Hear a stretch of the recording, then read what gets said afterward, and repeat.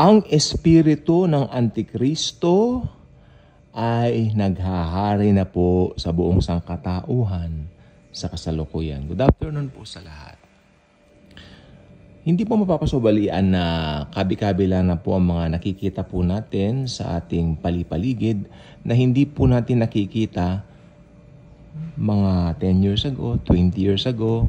Masyado pa akong bata nun. Pero yung mga may edad po rito, like, tumingin kayo ng 20 years back nung generation nyo, hindi po ba ibang-iba na po ang diwa ng mga tao ngayon? Meron ngayon mga bata walang paggalang sa magulang, pinagpalitang magulang sa jowa, di ba? Hindi po ako palo diyan. Dahil alam niyo po ba, when you honor your parents, merong reward yan sa Lord. Alam niyo po ba, kapag inonor mo mga magulang mo, lalawig ang buhay mo at sasagana ka sa mundong ibabaw. Yan ang sabi ng Biblia. Ngayon, most of the people, kabataan ngayon, hindi po nila pinapahalagahan ang kahalagahan ng mga magulang. I know what I'm saying here. Alam niyo naman po yung balita ngayon kung sino po yung ganyan po ngayon na kanila pong no naming names dito. Ganyan po ako talaga, no naming names. Pero hindi lang po yan. Siya po ay popular kaya alam na, di ba, yung mga magulang niya. Pero syempre, hindi natin alam kung yung mga magulang niya may mga pagkukulang din. But the point here is, you really need to honor your parents dahil meron niyang tinatawag na reward. Hindi lang po yan.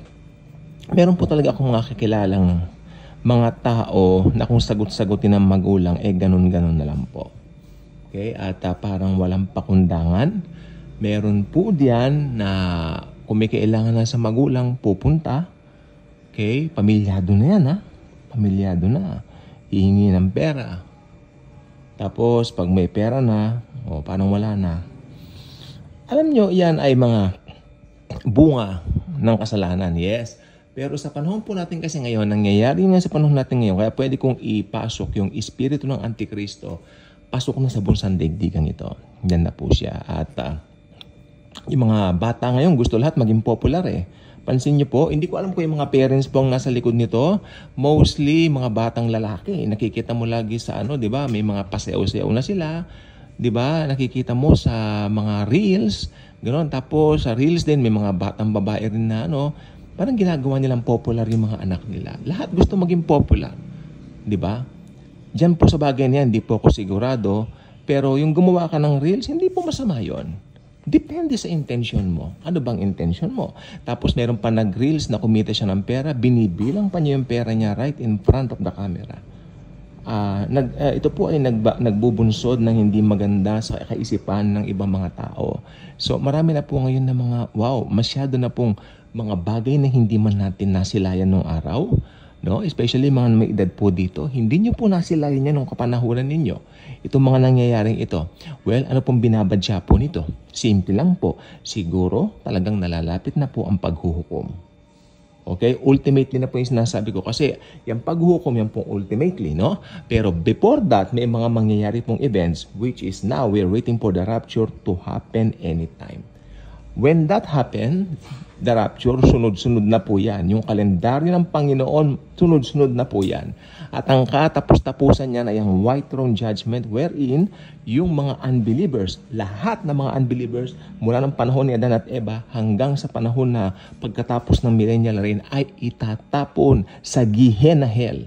Hoy, tandaan po ninyo ha, when you say hell, may tatlong sali ng hell. Hades, wherein nandoon yung mga kaluluwa ngayon ng mga namamatay na unbelievers dito sa church age. Tapos yung susunod, Tartarus, wherein pinagtapunan ng mga rebelding mga anghel na kasama ni Satanas, nandun po yung majority sa kanila. At yung nakasara pa po, wala pa pong nakapisan, wala pa nakatahan, yung tinatawag natin na Hell Gehenna. Yun ang pagtatapunan. Unang-unang itatapon doon ng Antikristo at ang false prophet. Maliwanag po yan na nakasaad sa banal na kasulatan. Hindi mapapasabilian kung ano nakalagay sa banal na kasulatan. Mangyayari at mangyayari ang lahat na nakalagay sa banal na kasulatan sapagkat ito'y itinakda na mangyayari.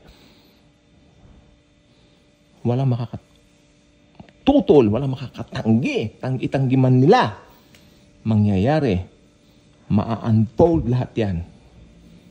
And while there is yet time, Jesus Christ. Anong sinasabi ngayon ni Jesus Christ sa bawat isa?